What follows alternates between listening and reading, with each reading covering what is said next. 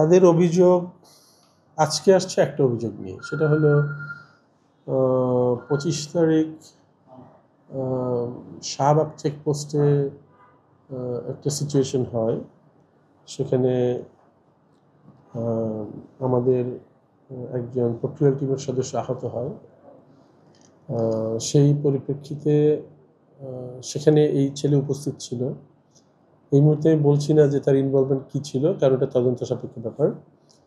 তো নিশ্চয়ই ওখানে যারা ছিল প্রক্রিয়াল টিম এবং এক্সিং প্রক্রিয়াল বৃন্দ, তারা মনে করেছে যে তার সাথে কথা বলা দরকার, সেই জন্য তারা তাকে এবং তাকেই এখানে ডেকে নিয়ে আসে।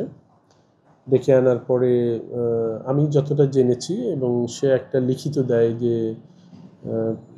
তার লিখিতের মধ্যে এটা আছে যে সেই প্রক্রিয়ার সাথে জড়িত ছিল না, মারামারির সাথে জড়িত ছিল না, সেটা সে বলেছে। কিন্তু তার অভিযোগটা হলো, আজকে যে সে অভিযোগটা করেছে সেটা হলো তার ফোন চেক করেছে আমাদের প্রক্রিয়াল টিমের সদস্যবৃন্দ।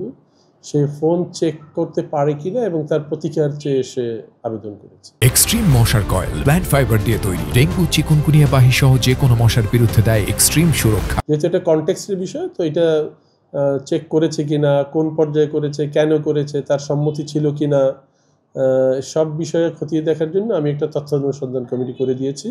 সেই কমিটিতে আমার দুজন সহকারী প্রক্টর আছেন, আর যিনি আবেদন করেছেন তার দুজন প্রতিনিধি আছে, ছাত্র প্রতিনিধি আছে। সেটা তদন্ত কমিটি দেখবে। তার একটা বক্তব্য আছে, আর যারা চেক করেছে তাদেরও বক্তব্য আছে।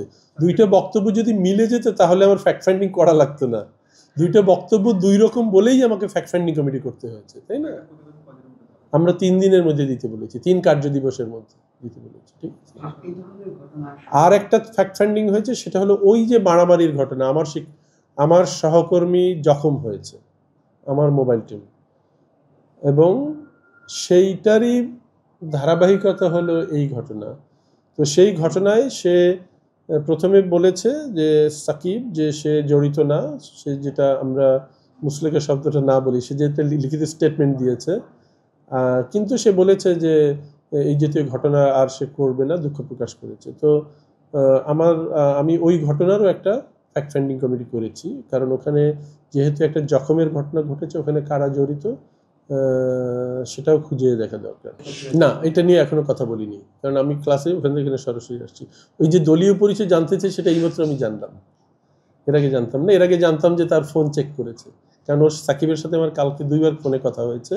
ও বললো স্যার আমি আসবো, ইত্যাদি ইত্যাদি। তারপরে ফেসবুকে দেখলাম সে সবাইকে আমন্ত্রণ জানিয়েছে এখানে আসার জন্য, দাওয়াত দিয়েছে, গণদাওয়াত দিয়েছে, যার দাওয়াতে আপনারাও সাড়া দিয়ে এসছেন। সো কোনো অসুবিধা নাই।